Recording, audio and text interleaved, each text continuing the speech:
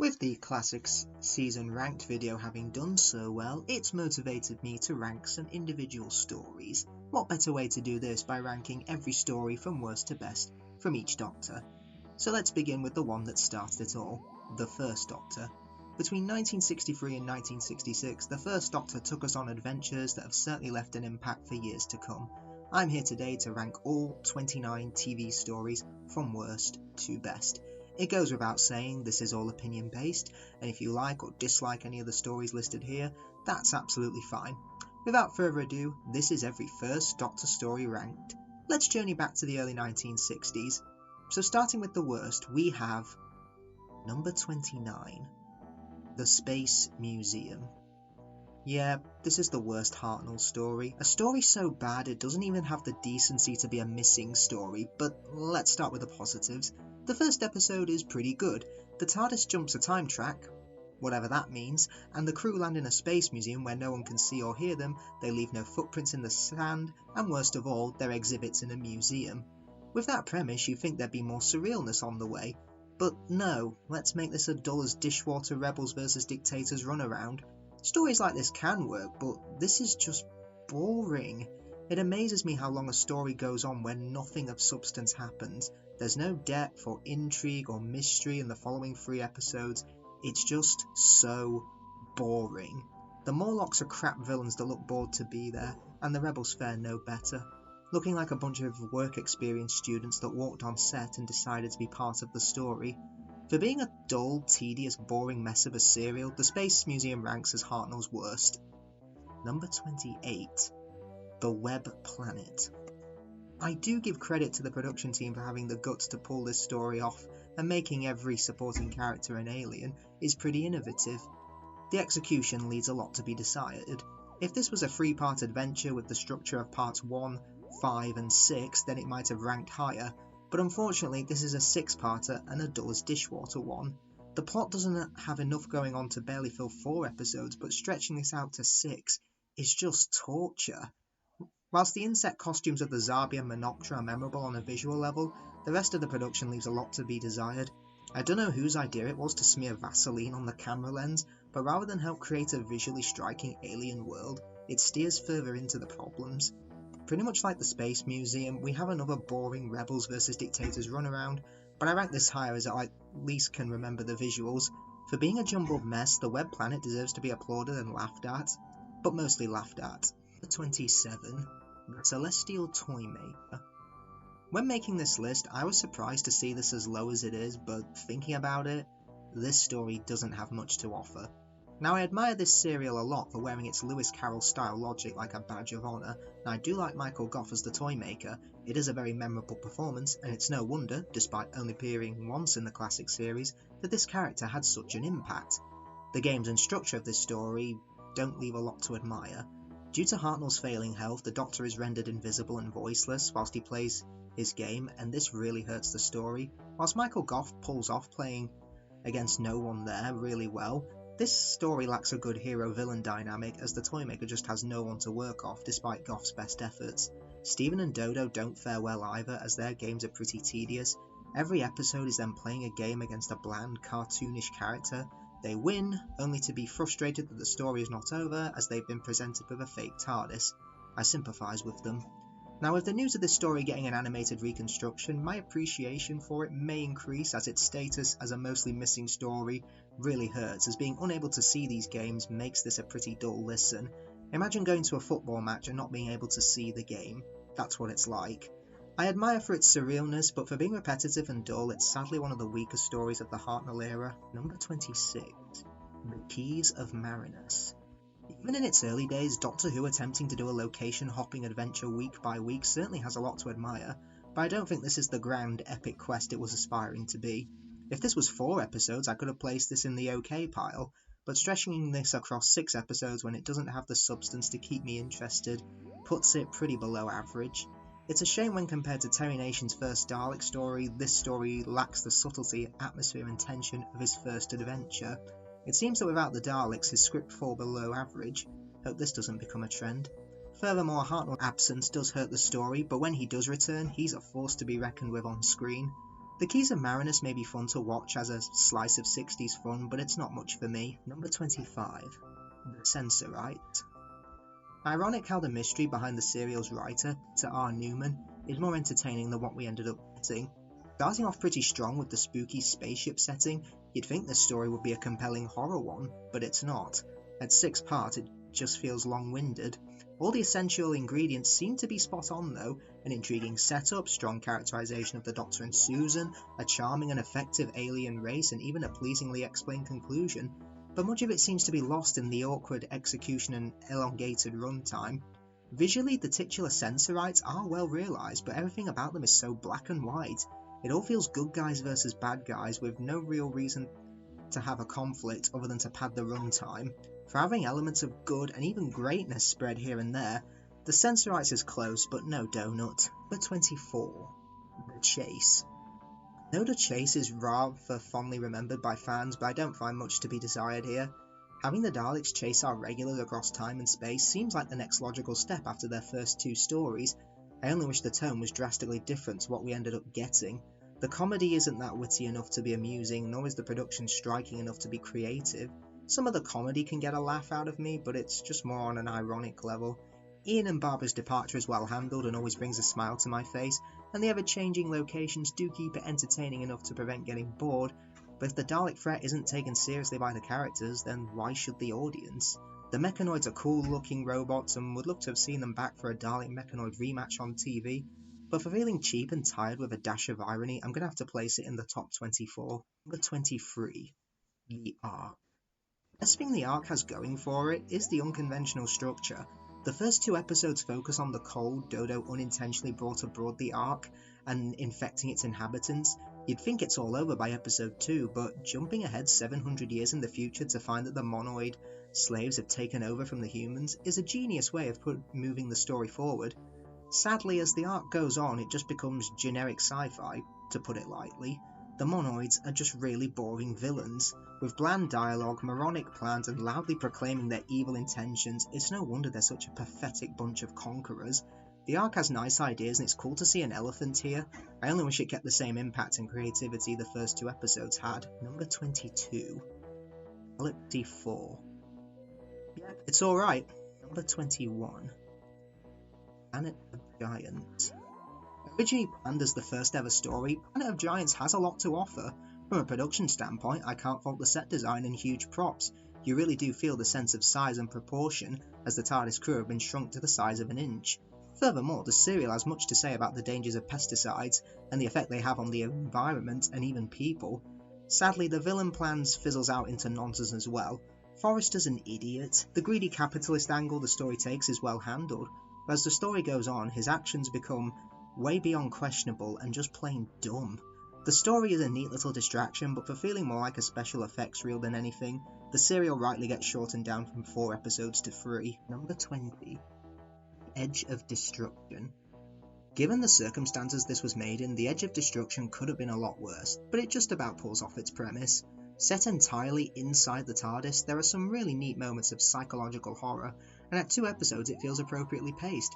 As a bottle episode, it allows the characters to come into conflict with one another, but by the serial's conclusion, the time travel becomes less of a kidnap now and more of a family dynamic. What this little experiment actually does is test the characters to see if they've learned anything, and by the end they certainly have. It's an insular adventure that knows what it wants to be and shows how great the original actors were when they have nothing but the TARDIS set to work with. It's a quick watch, but an enthralling one for what it is. Number 19. Rescue. I didn't mean to put the 2 episode serials by David Whittaker together, but here we are. As an introductory piece for Vicky, this is pretty good. The performances are a delight, and Bennett's ultimate unmasking reveals what a psychopath he really is. I love the moment of silence when the Doctor and Ian come face to face with Vicky for the first time, and the whole purpose of this exercise is revealed without saying a word. There's a warmth between the actors that is a joy to experience, and Hartnell in particular seems to come alive like never before since the Doctor dumped Susan on the Earth. That's not to say that the story has no merit whatsoever, but it is a little too slight to examine in any great detail. At only 2 episodes, it's basically just set up and reveal without really the stages of an investigation in between, but it's a very good setup and a very nice reveal. The climax with the Doctor standing up in it and laying his crimes bare A fine performance piece for Hartnell. Don't need a quick burst of atmospheric 60s Who with some nice character work. Put the rescue on. It fulfills its purpose admirably, but manages to be a tight little story in its own right. Number 18. Mission to the Unknown. Very first Dr. Light episode, despite what Love and Monsters would have you believe. As a prelude to the upcoming Daleks master plan, this is a gripping watch. The single episode manages to be a dramatic, appetite-whetting teaser that manages to hold your attention for its running time without a peep from the regulars. Given that it doesn't have any recognisable Doctor Who elements apart from the Daleks, this could be a pilot for a Doctor-less Dalek series, and it certainly looks like it would be a series worth watching. The episode ticks over with real punch, and the episode builds to an unforgettable climax that left me wanting to listen to the whole of Masterplan to find out how it all ends. It's very season 3, experimental, desperate, but tonally right on the nail, and shout out to the students and staff at UClan for bringing this lost episode to life once again. Number 17. Smugglers. This one's a pure historical. While it may lack the substance or the joy of meeting a celebrity from the past, The Smugglers does nothing more than give you a swashbuckling adventure for an hour and a half, and listening to this one on audio, I do think it just set out to achieve that. It knows exactly what it's trying to do. It won't change the canon forever or introduce anything new. It's here primarily to entertain you as a pirate story, and sometimes that's enough to recommend. Number 16. Savages. Savages is a terrific morality tale directed with real class. The simple premise of the prosperous leeching from the savage works as a treat because it allows the Doctor to do what he does best, protecting the underdog and bringing down a monstrous regime. All 3 regulars are treated to some fine material. The Doctor is at his domineering best as he confronts this society of hypocrites. Stephen fights against the role of an action hero and leaves the series as a thoughtful man embarking on a new life. And even Dodo gets to show curiosity and bravery. Having Frederick Jaeger's Jano take on the personality of the Doctor halfway through the story was a really interesting move. The way the Doctor steers the events of serial, even when he's unconscious, does show the strength of his impact and power. It truly is the power of the Doctor. It's a shame it's missing, as I do believe it would have been more highly regarded if we could see it. For giving us a great exit for Stephen and great commentary on class warfare, The Savages certainly deserves another look. Number 15. War Machines. First story to truly show off the style and vision producer Innes Lloyd had for Doctor Who, and the execution was pulled off pretty well. With polished direction, expansive location work and familiar settings, you can see instant potential in Polly and Ben as companions.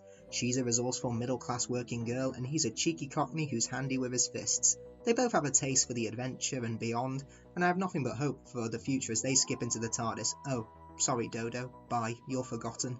With the conception of Wotan and the idea of a series of linked computers, you have one of the more sophisticated Doctor Who serials, predating the internet age and jumping on the bandwagon of artificial intelligence.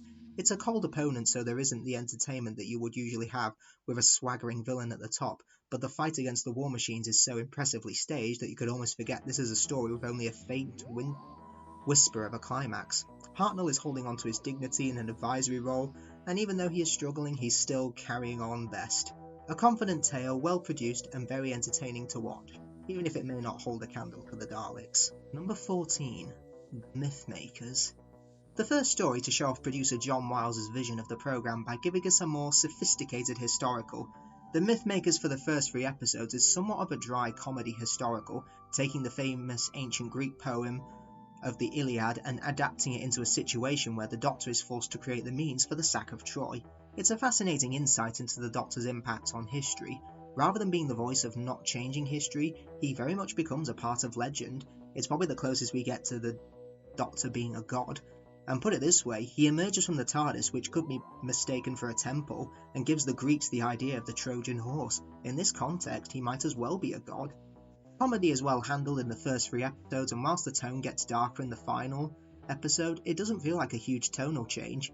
For attempting to push the boundaries and become a more sophisticated look at history, The Mythmakers rightly deserves its place as a creative take on the historical genre. I only wish we could see it. Number 13. Gunfighters. Quite possibly the most underrated Hartnell story ever.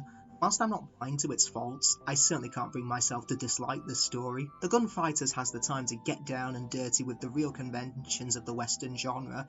It's a Doctor Who story that's filled with booze, violence, and women, and one that casts the Doctor in the role of the hero and the villain, and the one that ends with a violent massacre of characters we were laughing our heads off at earlier in the tale. Bullets fly, corpses pile up, crickets hum, and glasses are filled. Hartnell is on top form here, relishing the chance to play up the role but maintaining the dignity of the Doctor, all while Peter Purves and Jackie Lane fit the scenery like a glove, making it easily the most successful outing for this trio, I think. Anthony Jacobs as Doc Holliday is brilliant, a dynamically shot gunfight at the climax, and detailed sets that capture the essence of the Western.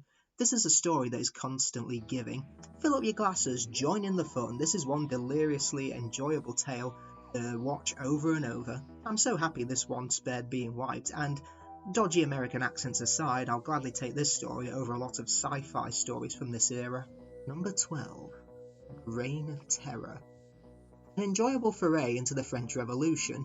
Production is sound with some detailed sets and a memorable score, and Spooner turns every one of his characters into real people with some cutting and amusing dialogue. The serial isn't shy to address both the positive and negative impact the revolution had on society, and while it is a great watch for the first 5 episodes, the final episode does let the serial down a bit, with Napoleon visiting a tavern, which feels really out of place and something of an anticlimax after what has come before, but it's still a very enjoyable story nonetheless. What I love about historical serials like this is that our regulars could end up dead if they're in the wrong place at the wrong time, and whilst I think it would have been a tighter as a 4-parter, The Reign of Terror is certainly an overlooked gem in Doctor Who's first season. Number 11. Time Meddler. The serial certainly had its impact whether the fans want to remember it or not. This is the first story to introduce another TARDIS and another member from the Doctor's race, a meddling monk. A fun take on an antagonistic role where he's not malicious or evil, he simply wants to change history because it's more fun his way, and this premise is strong enough to keep this going for 4 episodes. New companion Stephen makes a great impact, and the production values feel excellent throughout. You genuinely feel like you've stepped back in time to Saxon Britain. Whilst the supporting cast are pretty dull and generic, the rest of the story holds up remarkably well. For being the first pseudo-historical, the Time Meddler certainly deserves its place, but I'm going to have to leave it just short of the top 10. Number 10. Dalek Invasion of Earth. The first time Doctor Who felt like event TV, with a rematch for the Daleks that kicked off Dalek Mania for Christmas 1964, the tone is unapologetically grim, as you can see the full impact of the Daleks' power across London. With striking imagery and subjugation and slavery, the Doctor feels truly defined as the hero we all know and love here. Rather than just getting back to the ship, he is not leaving the Earth until the Daleks are defeated. The Daleks have plenty of power and subjugation depicted on screen, and whilst their plan is pretty head-scratchingly silly and the action scenes are pretty clumsy, it's hard not to deny the impact this serial had. A great rematch for the Doctor's most iconic villains. Number 9. Daleks. Nothing quite beats the original story. As our first step onto an alien world, it really sells this series as something very alien and mysterious, not to mention exciting and danger around every corner. The Daleks bucks the trend of Season 1 that is the historical adventures that are the best realised and more memorable, but this is one planet that you will not forget in a hurry. The series certainly never did, and the Daleks themselves are imaginatively shot throughout. They're devious, implacable, and deadly, and it's no wonder they were an instant hit with audiences. This is a stage of the show where the Doctor wasn't quite the hero, and the companions had an equal share of the action, with Ian, Barbara and Susan all contributing memorable moments. If this had been 6 episodes and we cut out the penultimate episode of padding, it would have been virtually flawless, but this is a 7-parter when it didn't really need to be, but it certainly holds up remarkable 60 years later. A fantastic debut for the Doctor's most iconic enemy. Number 8. Unearthly Child. The best way to describe the very first episode of the serial is magical. Everything works perfectly with the setup and payoff, with each of the 4 regulars introduced flawlessly, with differentiating traits perfectly defined. The first TARDIS flight is nothing short of fantastic, and whilst the journey into Stone Age times is a bit of a step down, it's certainly not the downgrade of quality fans make it out to be. There's decent commentary on how one leader is not stronger than the whole pack, and the one who holds the fire holds the power. The production values are strong enough to keep interest and keeps the story engaging enough as the characters are thrown into a hostile environment struggling to survive. For giving us a perfect first episode and a pretty good caveman story, the very first serial that started it all certainly deserves its place in the top 10. Number 7. The 10th Planet. With the introduction of the Cybermen and the first ever regeneration, this story is a gripping production. Conceptually, psychologically and physically, the Cybermen are frightening here, and tailored with a playful sing-song voice, we have never seen anything quite this successfully weird and scary introduced since probably the Daleks. It's clear that the Cybermen were also here to stay. The ideas are exciting and dramatised in an interesting way. The story keeps one foot grounded in reality through the setting whilst heading off to explore the terrifying notion of body improvements gone mad, and the ending blows your mind with the apparent death and rebirth of the Doctor. Even though the first Doctor era is on its last legs, it remains innovative right up to its final breath. And with a new Doctor emerging from the snow, it was far from being all over. Number 6. Dalek's Master Plan. Did this need to be 12 episodes? No, but the story is treated with such gravity and seriousness, and there is a real sense of desperation to the situation that the Doctor and Steven have found themselves in. The running theme of the story is pretty much the same as the chase, except the Daleks have a good reason for pursuing the travellers throughout time and space, and the material is top quality and taken seriously, rather than bottom-of-the-barrel juvenile comedy. The one thing that continually impressed me was how it seemed to fly by, considering it is the single longest story in the history of the programme, and we can't even watch 2/3 of it. There is something about how it briskly moves from set piece to set piece and confidently shifts genre. I simply relented to the many tones that it adopted. There are a few problems with the Daleks' master plan. Again, its length is way too long. So much of the material is absolute gold. I can't in my good judgment give it anything less than the mark it deserves. With a cast this big, a storyline this epic, and so much stakes and incredible drama, action and comedy on display, this is a pure example of everything that makes Doctor Who as brilliant as it can be, and exposes the ambition and guts of the series in the 60s. Number 5. Crusades. Crusades is a dramatic, exotic treat. Whilst you could easily spend an age looking for the narrative and failing to find one, but as a snapshot of history in the Hartnell era, its success is unparalleled. The regulars are all afforded some great moments. Ian is knighted and gets to play the swashbuckling hero. Vicky enjoys subterfuge playing a boy. The Doctor dazzles in court politics with King Richard. And Barbara experiences some culture shock. Her scenes being hunted and terrorised on the streets of Palestine are some of the more adult and discomforting in the entire series. Each character is written for distinctively, and the words that come out of their mouths paint pictures in the same fashion as like Shakespeare. This is the point where director Douglas Camfield made his name on the programme as being able to produce something visually stunning and atmospheric on a shoestring, and the execution of the Crusade is practically flawless. Evocatively lit, stunningly designed, and with careful camera work and framing, the realisation is essential to its success.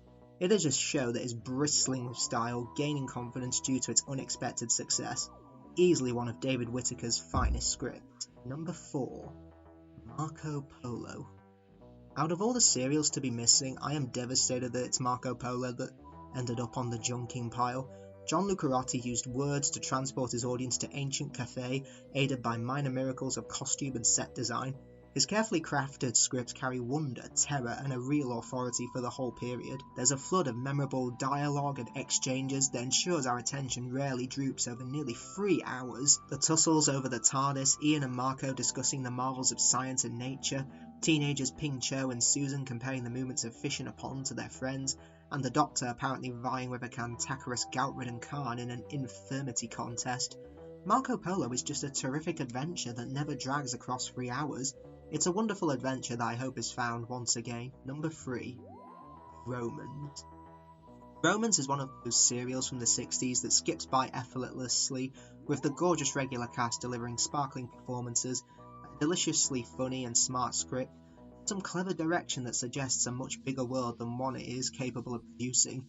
There's a brutality to the story that matches the comedy and ensures that things don't get too easy to watch, and much of the comedy is of the blackest variety, which really appeals to my type of humour.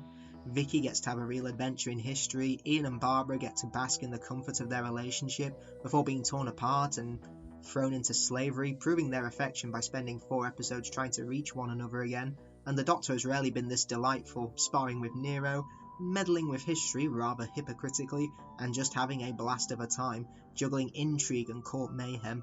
Intelligent, clever, funny, and educational, The Romans is a stirring highlight of the second season of Doctor Who. Number 2. The Aztecs. Aztecs is imbued with such confidence and style and is beautifully written and performed by all concerned. The story boasts beautiful production values from the detailed set design, the marvellous costume and gorgeous backdrops to the evocative musical score. The Aztec culture is explored in considerable depth for what is essentially an adventure show, and there are numerous character pairings that really set the screen on fire. You have Barbara and Tlatoxel, Ian and Ixter, and the Doctor and Kameka. And Jacqueline Hill, this is her finest hour as Barbara. She's particularly exceptional in this story because it gives her so much to work with, but the truth is she's always approached the role with so much conviction. Just a fantastic actress and a material that can really stretch her and give the character a new direction to explore. William Hartnell is on fine form too. Sorry River Song, you weren't his first love, that goes to Kameka.